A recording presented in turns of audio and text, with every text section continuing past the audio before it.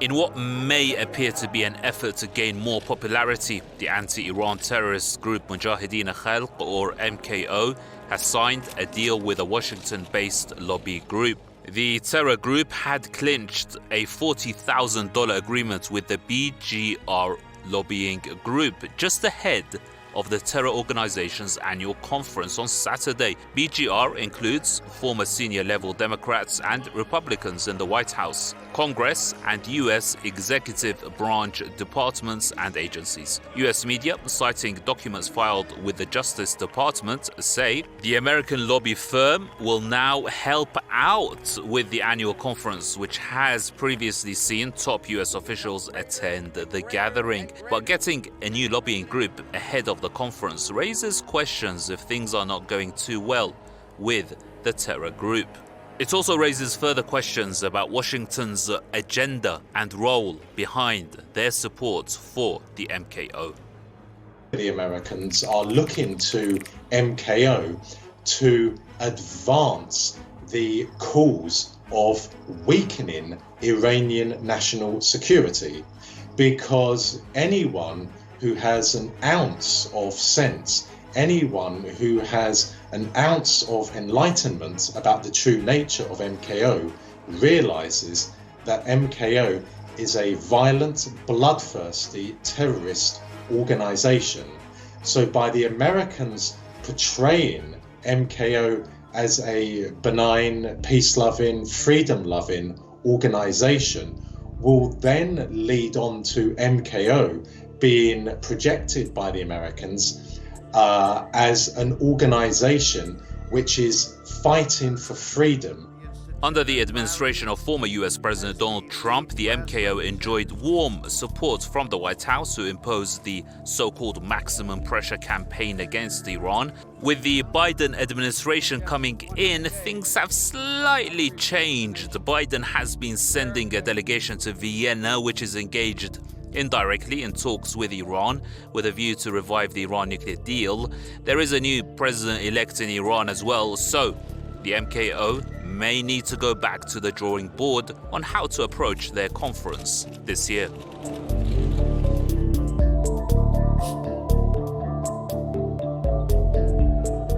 The US State Department added the MKO to its list of foreign terrorist organizations in 1997 for the group's involvement in the killing of Americans in Iran in the 1970s and an attack on US soil in 1992. The group has also been described as a bizarre, shadowy, brainwashing cult. According to a 2007 State Department report, MKO members are also required to take a vow of eternal divorce and participate in weekly ideological cleansing sessions. Washington designated it as a terror outfit for 15 years, until a wide-scale campaign by US officials and lobbying groups backed by millions of dollars resulted in a successful delisting in 2012. Therein lies something that is quite disconcerting to me, because the Americans are now free to increase their military links with MKO, and that can only mean one thing for the Iranian people: a real chance, real potential of a terrible increase in MKO terrorist attacks in Iran, which of course will result in Iranian blood, the blood of Iranian men, women and children being spilt on the streets of towns and cities across Iran. Former attendees at the MKO events have admitted to receiving tens of thousands of dollars from the terrorists in speaking engagement fees. Most notably at their now annual lavish conference in the French capital Paris. One participant at this conference and longtime supporter of the group is former US National Security Advisor and top Iran hawk John Bolton, who regularly speaks at MKO events. He once infamously declared that before 2019, they will be celebrating with him in the Iranian capital, Tehran itself, something that did not exactly materialize as planned. as noted by the leader of Iran's Islamic Revolution. یکی از دولتمردان آمریکایی در جمع یک مشت اوباش و تروریست گفت امیدوار است یا آرزو داره که جشن کریسمس 2019 را در تهران بگیره. جشن کریسمس 2019 همین چند روز پیش بود.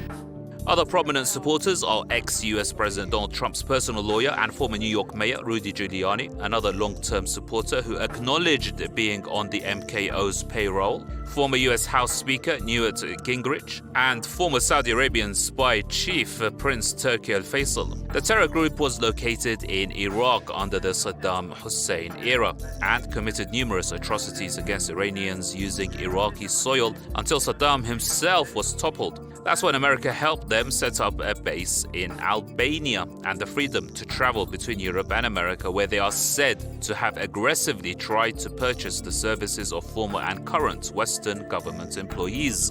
However, members in the highly fortified camp in Albania are prevented from leaving, meaning some parents have not seen their children in decades. Big double standards here by the United States. Terrorists they don't like are met with bombs. Terrorists they do like, who have even killed American civilians, are supported and met with hospitality. Tehran has warned Washington against being misled by the group's anti-Iran propaganda campaign, saying Washington has suffered every time it's trusted the MKO. Yet, since 2012, Western officials and allied media outlets have tried their best to propagandize the terrorists as an Iranian opposition group.